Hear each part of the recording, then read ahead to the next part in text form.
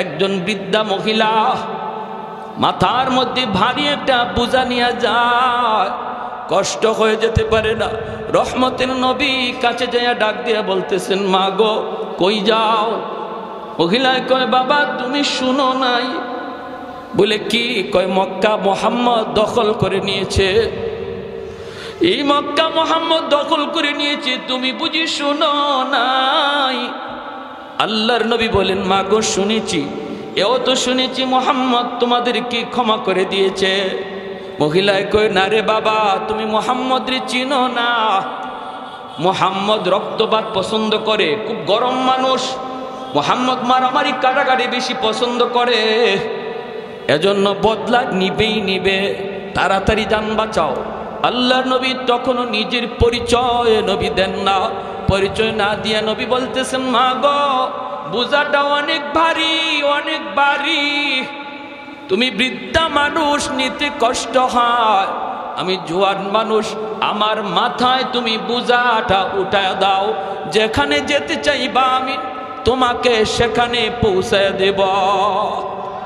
একটু জোরে কোন সুবহানাল্লাহ। কৌনাইনে মুখতারে খুদা তুমকো বানায়া,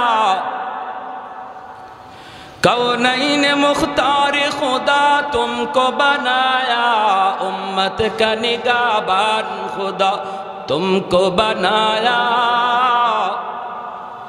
उम्मत का निगाहबान खुदा तुमको बनाया। मौला मेरा आका मेरा रहमत की नबी है, मौला मेरा आका मेरा रहमत की नबी है, ताजदार मदीना है तो माहे अरबी है, ताजदार मदीना है तो माहे अरबी है। अशजार ने देते हैं नबूवत के शहादात, तशकीक कमर में है तो अंगुल की इशारात, तशकीक कमर में है तो अंगुल की इशारात। একটু জোরে বলি আল্লাহু আকবার, মুসলমানের আওয়াজে বলি আল্লাহু আকবার।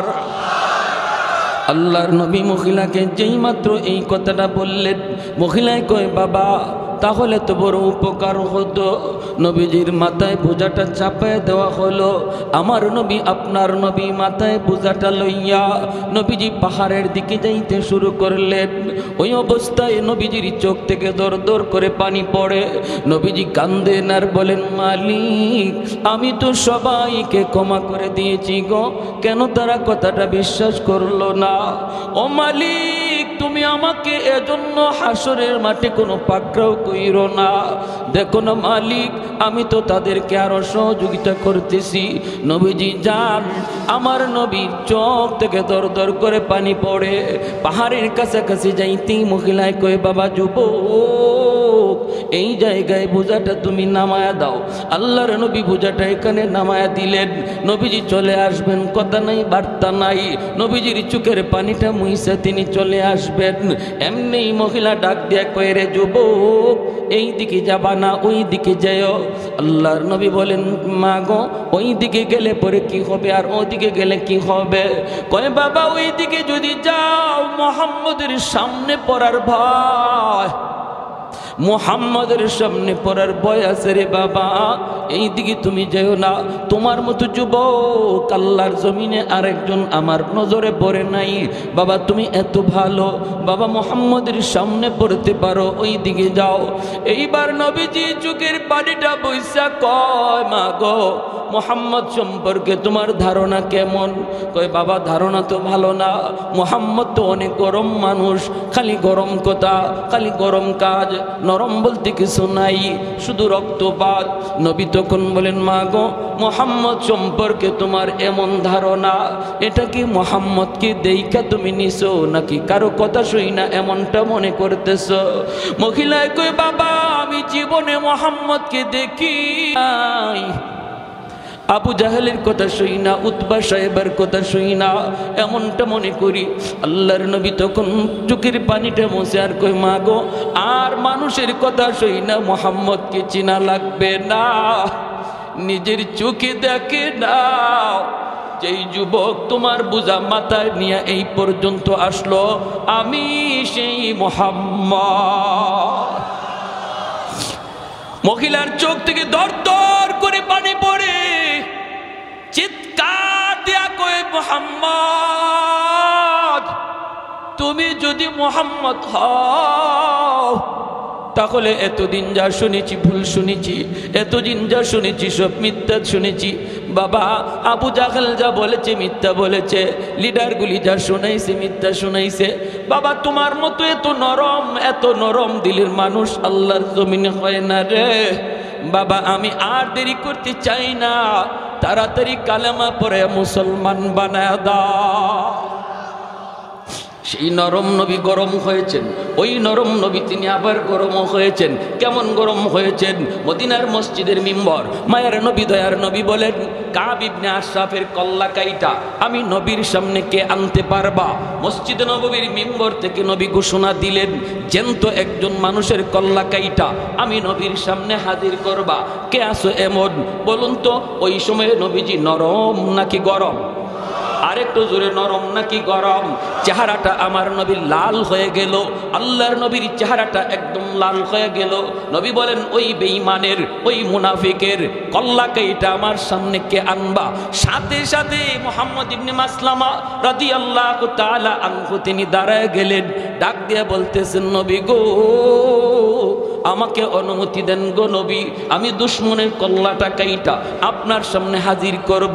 নবী বললেন, যাও, তোমাকে আমি অনুমতি দিলাম। মুহাম্মদ ইবনে মাসলামা রাদিয়াল্লাহু তাআলা আনহু দুইজন সঙ্গী নিয়ে রওনা দিলেন। বাইরে তিনি কে? তিনি এমন একজন সাহাবী, যেমন তার সাহস তেমন তার বুদ্ধি। হুদায়বিয়ার সন্ধির সময় একা 100 দুশমনকে গ্রেপ্তার করে বন্দী করে নবীর সামনে হাজির করেছিলেন। বলুন তো, একজন মানুষ 100 মানুষকে বন্দী করা, এটা শুধু শক্তির কাম নাকি বুদ্ধির বেশি কাম?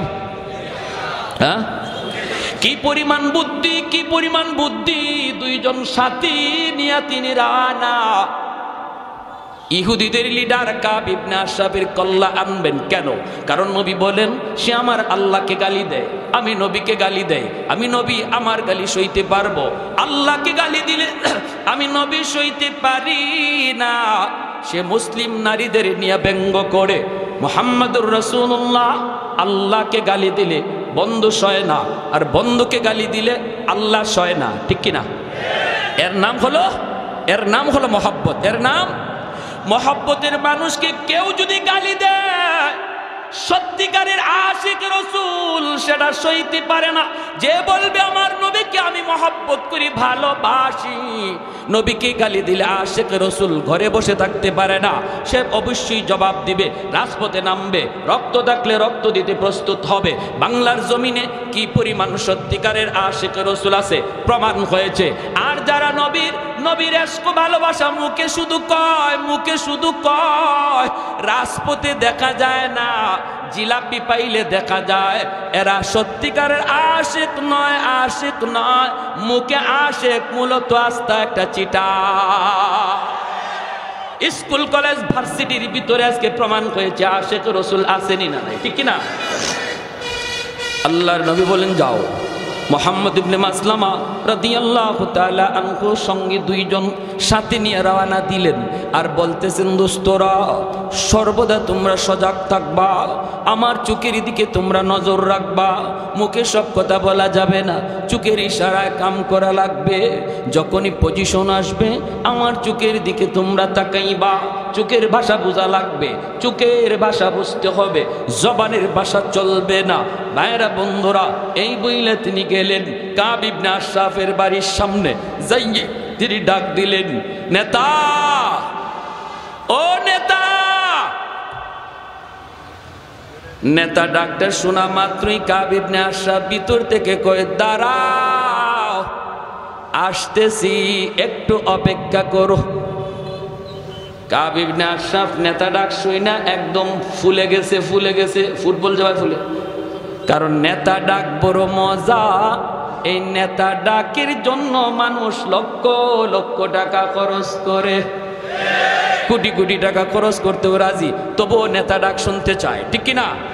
হ্যাঁ, মুহাম্মদ ইবনে মাসলামা রাদিয়াল্লাহু তাআলা আনহু তিনিও ভাবলেন কাউরে যদি সাইজ করা লাগে আগে তারে পাম দেওয়া লাগে, পাম দিলে যদি পাম লয় তাহলে তারে খেলতে মজা, যেই বলে পাম দিলে পাম লয় এই বললেই লাথি দিতে মজা, যেই বলে পাম দিলে পাম লয় না এই বললে কেউ লাথিও দেয় না।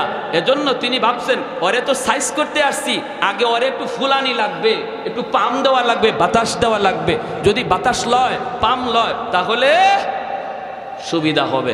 দেখেন প্রথম ডাকেই সে বাতাস লইছে, যেই বলছেন নেতা একটু দাঁড়াও আসতেছি, মুহাম্মদ ইবনে মাসলামা কয়ে বুঝছি তুমি পাম লইছো। যেই মাত্র আওয়ার জন্য রওনা দিছে এমনি তার বউ কয়, কাব ইবনে আশরাফের বউ, ইমাম বুখারী রাহমাতুল্লাহি আলাইহি কিতাবুল মাগাজি বুখারী শরীফ জিলদে সানিতে এনেছেন, তার বউ কি কয় শুনবেন, বউ কয় স্বামী গো যাইও না,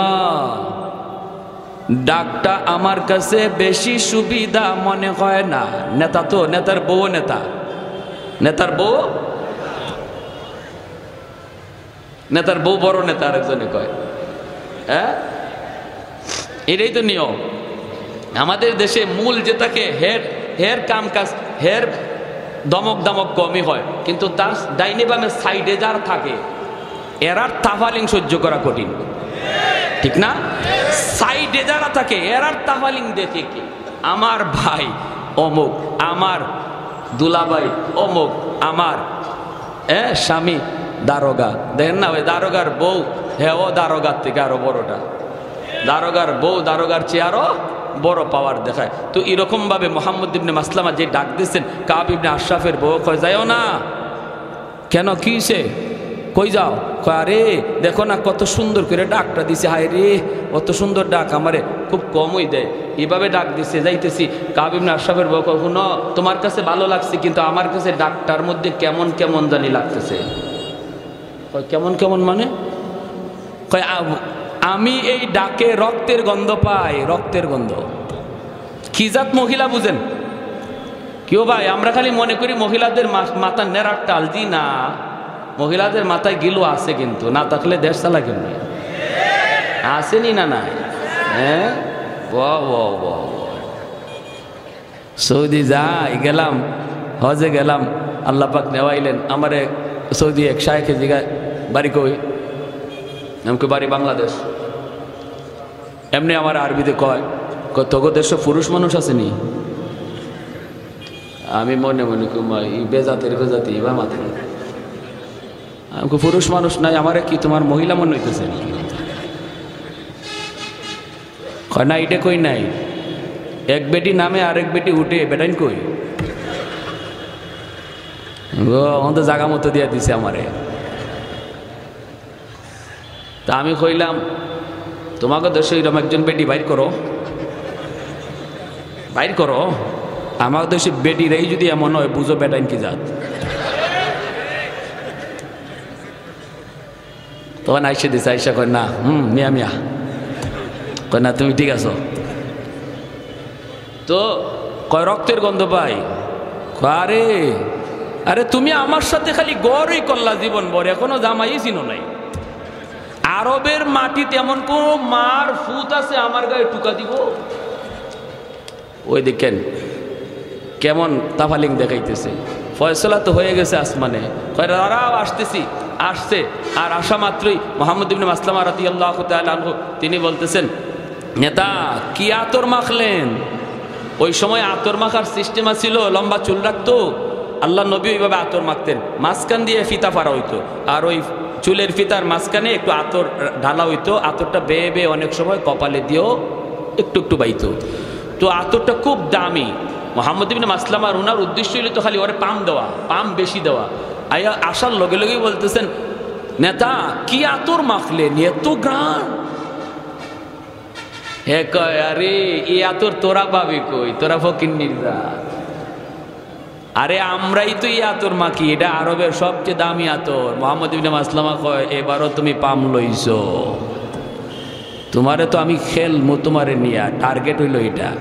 তো নেতা এই আতরটা কি আমি একটু শুনতে পারি আমার নাক দিয়া? কয় হ্যাঁ হ্যাঁ হ্যাঁ হ্যাঁ। কত মাথাটা একটু নোয়ান, ওই শুরু হয়েছে। মাথাটা একটু নোয়ান, আতরটা একটু শুনবো। কয় হ্যাঁ হ্যাঁ এই যে নাও নাও। মাথাটা নয়া মাথাটা আগায় দিছে, আর চুল তো লম্বা, চুলটা আমার যেমন ধরছেন দইরা আতর শুনবার নিয়ত করে টান দিয়ে কল্লাটা কাছে আনছেন। সাথের দুইজনের চোখ দেখুন, তোরা এখনো দেরি করস কে? দেখোস না বলির ফাটা হয়ে গেছে? টান কইরা ধরে রাখছেন, বলির ফাটা, আর দেরি করস কে? আর তো দেরি নেই, সাথে সাথে তলোয়ার বসায় দিয়েছেন। দেহ থেকে কল্লাটা আলাদা হয়ে গেছে। এই কল্লা চুলের মধ্যে ধইরেই আল্লাহর নবীর সামনে নিয়ে বলেন, ইয়া রাসূলুল্লাহ, নেন গো নবী। যার মাথা চেয়েছিলেন, নবী যে তখন ওই মাথা দেখে বলছেন, হাযা রাসু আদুবি ওয়া আদুবিল্লাহ, এটা মানুষের মাথা নয়, এটা আল্লাহ এবং তার রাসূলের দুশমনের মাথা। আবু বকর সিদ্দিক রাদিয়াল্লাহু তাআলা আনহুর মতো নরম সাহাবী, তিনিও গরম হয়েছেন জায়গা মতো। প্রতিদিন এক রাস্তা দিয়া যান, ইহুদি উনাকে গালি দেয়, জবাব দেন না। বাপ তুলে গালি দেয়, আবু বকর জবাব দেয় না, জবাব দেয় না। কারণ তিনি তো আবু বকর অত্যন্ত নরম দিলের সাহাবী। ওনাকে গালি দিয়েছে, জবাব নাই। বাবাকে গালি দিয়েছে, জবাব নাই। গোষ্ঠী তুইলা গালি দিয়েছে, জবাব নাই। একদিন ইহুদি আবু বকরকে কাঁপানোর জন্য আমার নবী, রহমতের নবী, মায়ার নবী তুলে গালি দিছে, আল্লাহকে গালি দিয়ে বসছে। কয় মুসলমানরাও ফকির, ওদের আল্লাহও ফকির, ওদের নবীও ফকির। নাউজুবিল্লাহ কর। সিদ্দিক আকবর যেই মাত্র কয় আল্লাহ ফকির, নবী ফকির, সাথে সাথে আবু বকর ঘুরে দাঁড়ালেন। নরম সাহাবী, এতদিন পর্যন্ত যিনি চোখ তুলে তাকান নাই, জবাব দেন নাই, সাথে সাথে তিনি ঘুরে দাঁড়ালেন। ঘুরে দাঁড়াইয়া হাতের মধ্যে যদ্দুর শক্তি ছিল, এই শক্তি নিয়ে তিনি গালের মধ্যে চোর মারছেন। চটটা খাইয়া গালটা একদম 5 আঙ্গুলের দাগ বসে গেছে, দপাশ দিয়ে মাটিতে পড়ে গেছে, ওই পাশ দিয়ে পড়ে গেছে। নরম হাত যখন গরম হয় কেমন হয় একটু বুঝেন, আরো জোরে ঠিক না? নরম হাত যখন গরম হয় তখন খবর হয়ে যায়, খবর হয়ে যায়। আবু বকরের হাত ছিল এতদিন নরম, হঠাৎ করে হয়েছে গরম। নরম হাতের পিছনে আছে আল্লাহর হাত, ঠিক কিনা জোরে বলেন? উলামায়ে কেরামের হাতের পিছনে আছে আল্লাহর হাত, ওলি আল্লাহদের হাতের পিছনে আছে আল্লাহর হাত, নবীদের হাতের পিছনে আছে আল্লাহর হাত, সাহাবীদের হাতের পিছনে আছে আল্লাহর হাত। উঠে না, উঠে না, উঠে না, উঠে না, উঠলে খবর হয়ে যায়, ঠিক কিনা জোরে কন? উঠে না, উঠে না, উঠে না, উঠলে খবর খাওয়া যায়। মুসা নবীর হাতের তাপ্পর খাইছিল ফেরাউনে, সেই শিশুকালে দুধের বয়সে, দুধ বয়সে ফেরাউনে খাইছে মুসা নবীর হাতের তাপ্পর। খাইয়েই ডাক দিছে আসিয়া রে, ও আসিয়া কই গেলা, তাড়াতাড়ি আও, খবর হয়ে গেছে। কি হইছে? কই আমার গালে চোর মারছে। কেডায় মারছে? কয় এই ছোট বাচ্চায়। আসিয়া বলি, এটা তুমি কি কও? ছোট বাচ্চা হাত নাড়ানাড়ি করছে, তোমার গায়ে লাগছে, গালে লাগছে, তুমি কও চর। বাচ্চারা এমনি তো হাত নাড়ানাড়ি করে। ফেরাউনে কয় না গো আসিয়া, চটটা আমি খাইছি, আমি বুঝি। এটা বুঝা মারছে না না বুঝা মারছে, আমি বুঝছি ভালো কইরা। ছোট মানুষের সন্না ঈশ্বরের মাঝে কি শক্তি আছিল এটা আমি টের পাইছি। তাহলে বুঝলেন নবীদের হাতের পিছনে আল্লাহর হাত। উঠে না, উঠে না, উঠলে খবর হয়ে যায়, ঠিক কিনা? উলামায়ে কেরাম হাত তুলে না, তুলে না, তুলে না। উলামায়ে কেরাম নরম জাতি, নরম থাকতে দাও। উলামায়ে কেরাম হাদিস পড়ায়, উলামায়ে কেরাম দিনের কাজ করে, দিনের কাজ করতে দাও। তোমরা মরা গরুর হাড্ডি চাবাও, যা মন চায় তা চাবাও। আমাদের কোরআনে আঙ্গুল দিও না, আমাদের টুপিতে আঙ্গুল দিও না, মুসলমানের দাড়িতে আঙ্গুল দিও না, নামাজে আঙ্গুল দিও না। উলামায়ে কেরাম যাদের উসিলায় আল্লাহ জমিনে রহমত নাজিল করে, এদেরকে নিয়ে ষড়যন্ত্র করবা না, ষড়যন্ত্র করবা না। মনে রাখবা, যদি করো, যদি আঙ্গুল তুলো, যদি কোরআনে আঙ্গুল তুলো, তাহলে এই নরম হাত কিন্তু গরম হয়ে যায়, মুসা নবীর হাতের মতো, আবু বকরের হাতের মতো, ঠিক কিনা জোরে কও? যে যে লাইনে আসো এই লাইনে পণ্ডিতি করো, আরেক লাইনে যাও না। তুমি তোমার ইঞ্জিনিয়ারি লই আসো, এই লাইনে পণ্ডিতি যা পারো করো। আমরা তোমার ইগানোকে পণ্ডিতি করি না। তুমি ডাক্তার, ডাক্তারি লই আসো, এই লাইনে পণ্ডিতি করো। আমরা এই লাইনে গিয়ে কথা কইও না, কারণ এই লাইনে আমরা পণ্ডিত না। কিন্তু আমরা যে লাইনে পণ্ডিত, এই লাইনে পণ্ডিতি করতে আইও না। ইগানো করার আগে একটু বুঝছো, তুমি মেজর হও আর ডাক্তার হও আর যাইও, যত যা কিছুই হও, যার যার পণ্ডিতি যার যার সাবজেক্টের উপর, ঠিক কি না? উলামায়ে কেরামের কথার ভুল ধরতে গেলে এই লাইনে তোমাকে আগে পণ্ডিত হওয়া লাগবে। সবাইকে এই কথা জেনে রাখা উচিত। আপনাদেরকেও যারা বগলের নিচে বুখারী শরীফ লইয়া লইয়া উলামায়ে কেরামের বিরুদ্ধে কথা কয়, উলামায়ে কেরামের বিরুদ্ধে পণ্ডিতি করে, কয় নামাজ হয় না, মৌলবীদের কথা ঠিক না, মৌলবীদের কথা মতো জুম্মা পড়লে জুম্মা হবে না, জানাজা পড়লে জানাজা হবে না, রুকু ইবাই করলে হয় না, হাত ইবাই বাঁধলে হয় না, এমন যত ধরনের পণ্ডিতি করে বগলের তরে বাংলা বুখারী লইয়া। আমি ভালো করে বলতে চাই, মনে রাখবা পণ্ডিতি যার যার সাবজেক্টের উপরে। যদি আপনাদেরকে কেউ এমন পণ্ডিতি করতে বলে, পরিষ্কার টান দিয়া দুইরা মুফতি সাহেবের কাছে আনবেন, মুহাদ্দিস সাহেবের কাছে আনবেন, দেখেন তার পাতলা পায়খানা শুরু হয়ে যাবে। তখনই কইব আমার পেটে কামড় মারছে, আমারে বাথরুমে যাইতে দাও, ঠিক না? আপনারা কোনো তর্কে যাবেন না। আপনারা তো হে তো সহি হাদিসের বান্ডাল লইয়া আইছে, অতএব এর সাথে আপনারা চাপা করে পারবেন না। হে কয়েকটা হাদিস মুখস্থ করে বহুত বড় চাপা লইয়া আসছে, এর খালি কইবেন চল মুফতি সাহেবের কাছে যাই, দেখবেন হের জ্বর উঠতে গেছে, জ্বর। এটা হইল হের ট্যাবলেট, এটা হইল ট্যাবলেট। আপনারা তর্কে যায় না, অদ্দূরে বলে ভাই এত হাদিস বুঝি না, এত সহি হাদিস আর হাসান হাদিস, গায়ের সহি হাদিস এবং জয়ীফ হাদিস কি কো, এত কিছু বুঝি না, চলো হুজুরের কাছে যাই, দেখবা হের সাথে সাথে 104 ডিগ্রি জ্বর, ঠিক না? পণ্ডিতি যার যার সাবজেক্টে।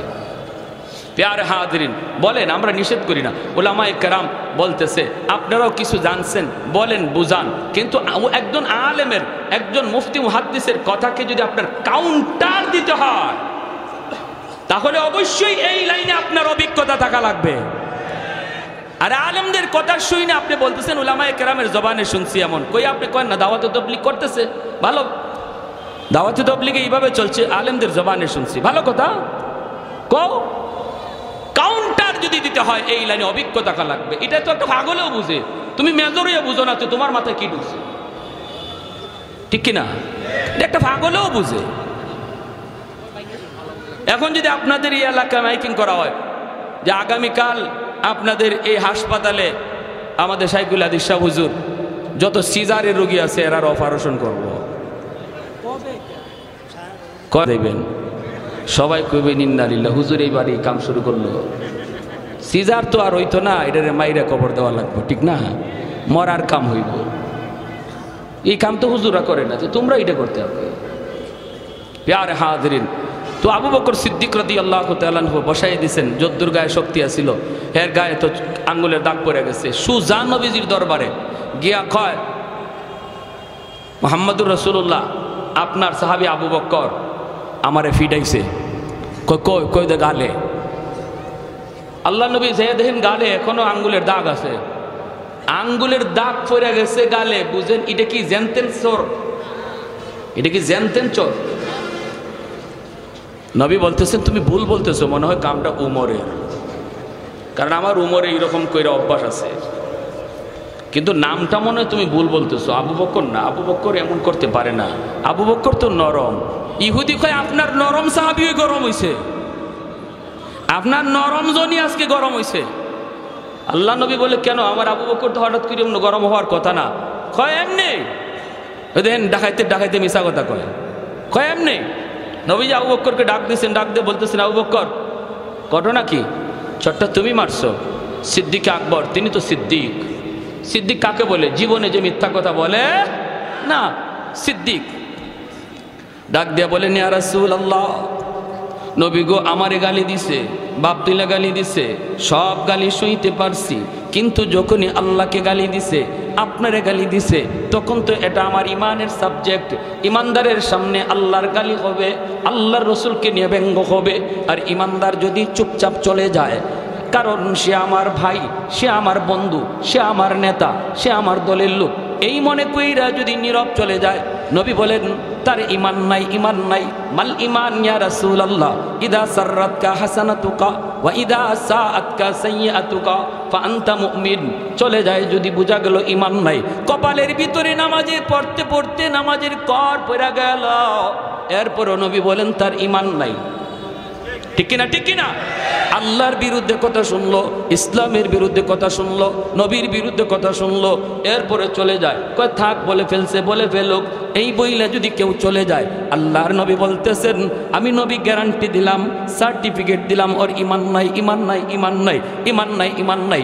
এজন্য ভাইরা বন্ধুরা, আবু বকর সিদ্দিক রাদিয়াল্লাহু তাআলা আনহু তিনি বলেন, আমি মারছি গো নবী, যখনই আপনারে গালি দিছে আল্লাহ তুলে গালি দিছে। আল্লাহর নবী বলে, আবু বকর, মুহাম্মদুর রাসূলুল্লাহর আদালতে বিচার রে। আল বাইয়িনাতু আলাল মুদ্দাঈ ওয়াল ইয়ামিনু আলা মান আনকার। তুমি তোমার দাবির সপক্ষে তুমি দলিল পেশ করো। তোমার আল্লাহকে গালি দিয়েছে, দলিল দাও, দলিল, নতুবা সে কসম করে কিন্তু বিচারের রায় পক্ষে নিয়ে নিবে। আবু বকর সিদ্দিক বলেন, নবী গো, কেউ ছিল না গো নবী, ওখানে কেউ তো ছিল না, আমি আর সে শুধু ছিলাম। সাক্ষী দিবে কে? নবী বলেন, তাহলে রেডি হয়ে যাও, তোমার গালে এইভাবে একটা চোর মারবে, এইভাবে চোর মারবে।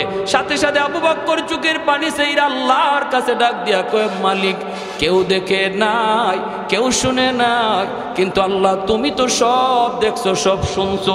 সাথে সাথে আল্লাহ জিব্রাইলে পাঠায় কয়, বন্ধু, আবু বকরের পক্ষে আমি আল্লাহ সাক্ষী দিলাম।